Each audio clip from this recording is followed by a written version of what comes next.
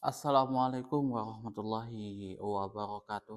Innal hamdalillahi nahmaduhu wa nasta'inuhu wa nastaghfiruh wa na'udzubillahi min syururi anfusina wa min sayyiati a'malina. May yahdihillahu fala mudhillalahu wa may yudlilhu fala hadiyalah. Asyhadu an la ilaha illallah wahdahu la syarikalah wa asyhadu anna Muhammadan abduhu wa rasuluh. Allahumma sholli ala sayyidina Muhammad wa ala ali sayyidina Muhammad kama shallaita ala sayyidina Ibrahim wa ala ali sayyidina Ibrahim wa barik ala sayyidina Muhammad wa ala ali sayyidina Muhammad kama barakta ala sayyidina Ibrahim wa ala ali sayyidina Ibrahim fil alamin innaka Hamidum Majid. Rabbi shrah li sadri wa yassir li amri wahlul 'uqdatam min lisani yafqahu qawli amma ba'du. Hadirin hadirat jamaah kaum muslimin wal muslimat yang dirahmati oleh Allah Subhanahu wa taala dimanapun antum berada. Kali ini kita akan membahas 429 yang mana hadis ini akan membahas seorang tunanetra yang menjadi imam. Boleh apa enggak seorang tunanetra menjadi imam? Kemarin kita sudah bahas seorang tunanetra yang menjadi Bilal, yaitu Ibnu Umi Maktum. Nah ini sama, ini Ibnu Umi Maktum. Boleh nggak sih seorang tunanetra itu menjadi Bilal, menjadi imam? Itu boleh, boleh apa tidak? Kemarin kita sudah bahas seorang tunanetra yang menjadi imam, menjadi Bilal itu boleh selama ada orang yang memberitahunya. Salah satu 5 muadzin di masa Rasulullah Shallallahu Alaihi Wasallam, salah satu di antaranya Bilal bin Rabah dan Ibnu Umi Maktum.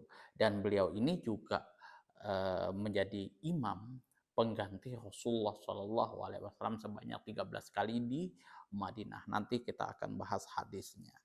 Ya. Tapi ini bukan berarti kita menjelek-jelekan orang cacat, enggak kayak gitu. Bukan seperti itu ya. Ini bukan kita lagi ngedark joke, enggak ya. Ini memang kondisi fisik yang dialami oleh sahabat Rasulullah Shallallahu Alaihi Wasallam. Wa an Anasin radhiyallahu anhu anna Nabiyya sallallahu alaihi wasallam istakhlafabna Ummi Maktumin ya ummun nasa wa huwa ahma. Rawahu Ahmadu wa Abu Dawud. Wa an Anas radhiyallahu anhu, dari Anas bin Malik radhiyallahu anhu, semoga Allah meridhoi atas beliau, anan nabiyya, sesungguhnya Nabi sallallahu alaihi wasallam, istakhlafa, pernah mengangkat sebagai pengganti daripada Rasulullah Shallallahu Alaihi Wasallam, ialah siapa yang diangkat Rasulullah Shallallahu Alaihi Wasallam sebagai pengganti, yaitu Ibnu Ummi Maktumin, yaitu Ibnu Ummi Maktum. Ya umun nasa, menjadi imam orang-orang, wahwa a'ma, sedangkan beliau ini kondisinya tuna netra, beliau ini buta. Rawahu Ahmadu, hadis ini diriwayatkan oleh Imam Ahmad, wa Abu Dawud, dan Imam Abu Dawud. Jadi Rasulullah ini pernah mengangkat seorang pengganti imam Rasulullah Shallallahu Alaihi Wasallam untuk menjadi imam orang laki-laki, yaitu Ibnu Umi Maktum, yang mana beliau ini seorang tunanetra ya.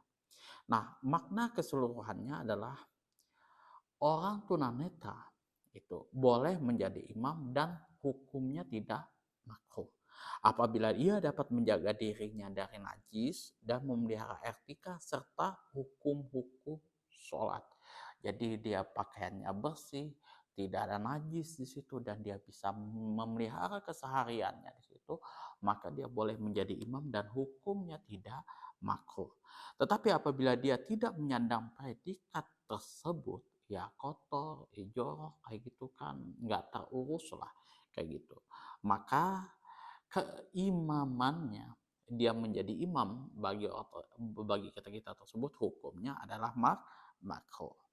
Nabi Shallallahu Alaihi Wasallam seringkali mengangkat Ibnu Umi Maktum menjadi penggantinya untuk mengurus kota Madinah, yaitu sebanyak 13 kali.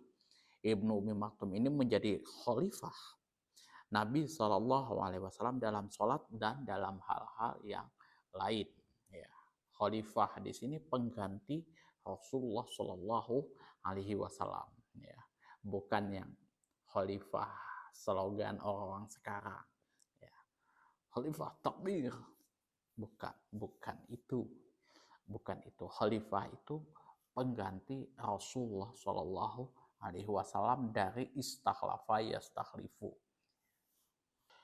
Tuh apa ya, kalau kalau khalifah itu kan ya dia pemimpin lah yang menggantikan, mungkin kalau dalam apa luahnya itu ya menggantikan pemimpin sebelumnya, itu kan khalifah itu ya. Tapi kalau secara istilah ya di zaman Rasulullah SAW itu dalam para sahabatnya, khalifah itu yaitu pengganti Rasulullah SAW dalam urusan, misalkan urusan menjadi imam atau urusan-urusan yang lain.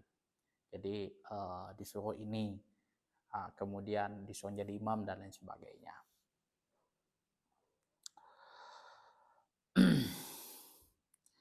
Analisis lafadznya di sini adalah istakhlafa ibna Ummi Maktum di sini artinya adalah mengangkat sebagai pengganti dirinya sebagai imam sholat, yaitu pengganti Rasulullah SAW untuk menjadi imam sholat.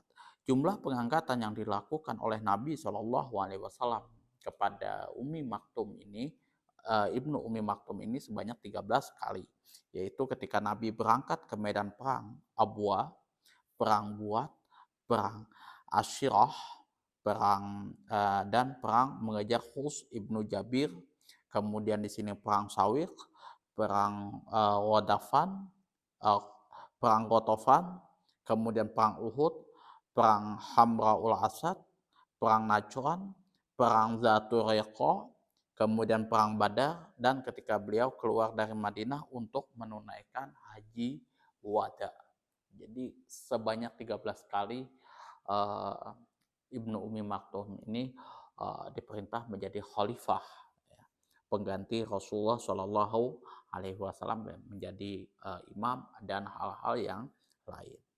Nahuhu di sini sama hadisnya dengan Anas bin Malik.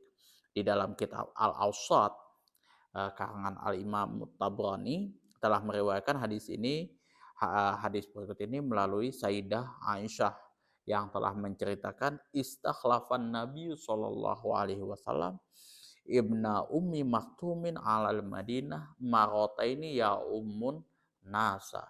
Nabi sallallahu alaihi wasallam telah mengangkat Ummi Maktum itu menjadi khalifah di Madinah sebanyak 2 kali untuk menjadi imam sholat bagi orang-orang. Itu ya. Jadi kalau pandangan yang lain itu sebanyak 13 kali, tapi kalau riwayatnya Sayyidah Aisyah itu sebanyak 2 kali yang Sayyidah Aisyah tahu, ya.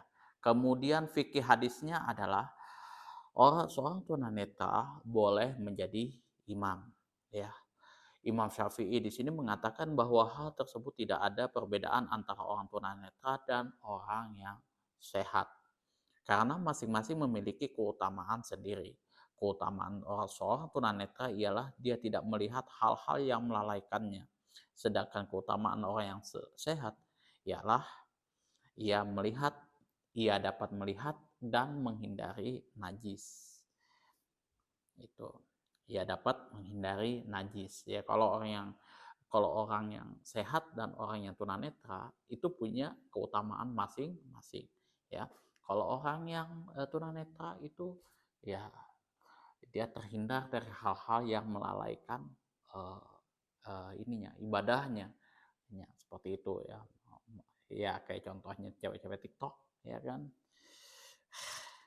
Nah, kalau orang yang melihat itu yang sehat, itu dia bisa menghindari najis.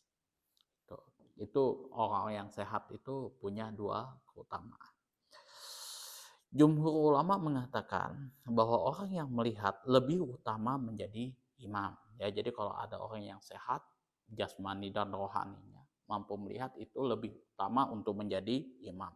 Karena ia lebih mampu menghadap ke arah kiblat dengan ijtihad dan ia dapat menjauhi najis. Itu kalau menurut jumhur ulama. Tapi bukan berarti ini artinya orang tunanetra ya kalangan terpinggir, enggak. Tapi ini ya pandangan jumhur ulama berdasarkan dari apa yang mereka analisis keseharian daripada kaum tunanetra tuh ya, bukan berarti orang tunanetra tuh ya pasti jorok, nah kotor, enggak seperti itu juga. Kalau orang yang sehat itu dia bisa beristihad menuju kiblat, kemudian dan menjauhi najis. Kalau tunanetra ya kalau dia punya apa namanya ada orang yang melayaninya, pelayannya, pembantunya kayak gitu, ya nggak ada masalah gitu. Nanti pembantunya ngasih tahu dia kiblatnya di sini, kemudian pembantunya ngasih tahu nanti sudah masuk waktu azan, iqomat dan lain sebagainya. Itu nggak ada masalah. Ya kalau Imam Syafi'i tidak mempermasalahkan, sama aja antara tunanetra dan orang yang sehat. Kedua-duanya mempunyai keutamaan, kelebihan masing-masing. Itu saja yang dapat saya sampaikan, kurang dan lebihnya saya mohon maaf yang sebesar-besarnya apabila ada uh, kekurangan ya di dalam saya menyampaikan apa yang ada di dalam kitab Bulughul Maram dan kitab Ibanatul Ahkam, uh, syarah daripada Bulughul Maram. Apabila ada kata-kata saya yang tidak pantas, yang tidak sesuai di hati teman-teman, menyakiti hati teman-teman, sekali lagi saya mohon maaf yang sebesar-besarnya. Apabila ada saran, masukan, kritikan, dan juga pertanyaan, sudi kiranya ya teman-teman atur di kolom komentar. Saya akan cek kalau misalkan lagi waktu kosong nggak ada kerjaan, itu saya akan cek komentar teman satu-satu ya. Akhirul kalam, wabillahi taufiq wal hidayah. Assalamualaikum warahmatullahi wabarakatuh.